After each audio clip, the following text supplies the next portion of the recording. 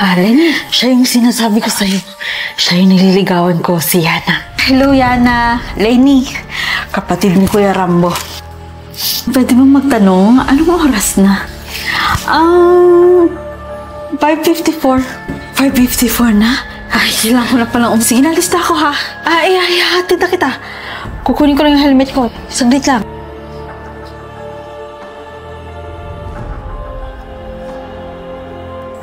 Saan yun? Ang bilis naman niya. Kuya, narinig mo ba yung sinabi ng nanay kagabi? Tama siya, kuya eh. Alam mo, tayo lang tayo dito. At dito sa lugar nila, maraming mga diwata at engkanto. Kaya ikaw, mag-ingat ka sa mga nakikilala mo. Lenny, hindi nga engkanto si Yana. Rambo. Nandito ka na pala. Aalis na tayo. Ano yan? Bawang. Rambo, next time na lang tayo umalis. Medyo sumama yung pakiramdam ko eh. Sige na, mauna na ako. Ano meron sa bawang?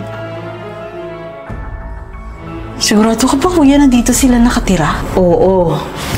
Siya mismo nagsabi sa akin. Papatunayan ko talaga sa'yo na mali ang akala mo. Yaman pala niya. Po, Yana. Tao po. Ano yun, iho? Hello po. Si Yana po. Yana? May mag-isa ko lang dito, iho. Tsaka wala din akong kilalang Yana. Dayo ba kayo dito? Alam niyo ba yung sabi-sabi? Na dito may diwatang maganda tsaka engkanto na nagpapanggap na tao para lang makarecruit na pumunta doon sa biringan. Yan ang sinasabi ko sa'yo, kuya eh. Hindi ka naniniwala sa akin. Maglagay ka ng maraming kandila sa bahay mo dahil ayaw nila ng usok. Ano itong mga nakapalibot sa bahay niyo?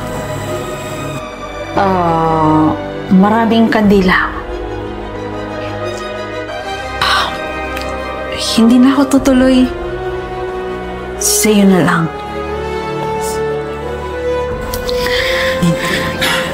Wala na siguro makakakita sa akin. Sinasabi na nga ba isa kang diwata or engkanto.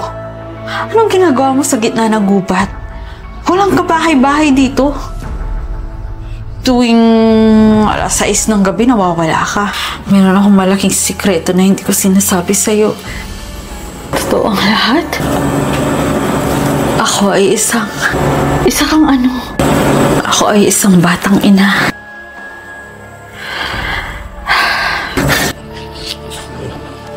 "18 years old pa lang ako pero may 5 years old na akong anak. Malis kami doon sa kung saan kami unang nakatira at napadpad kami dito sa kagubatan.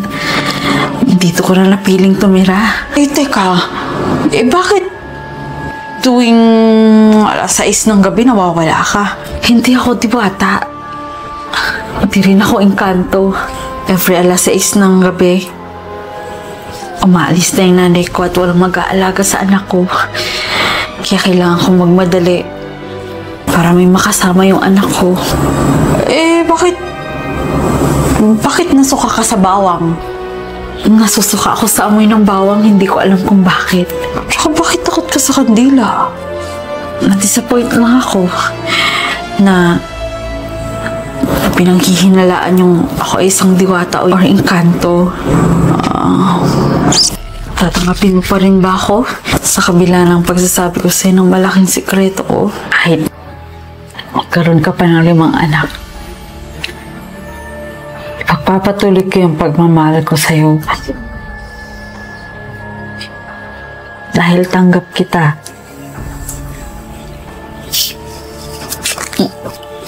Maraming salamat sa inyo. Tara.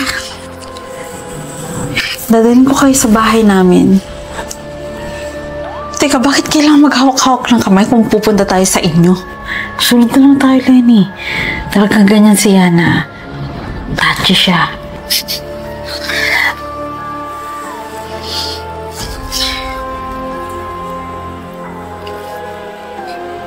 Imulat niyo yung mga mata niyo.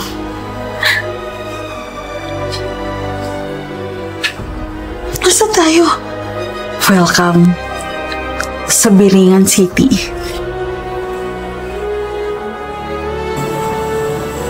At hindi na kayo makakalabas dito. Tama kayo. Ako nga isang diwata Encanto. Ngayon, pati kayo na rin.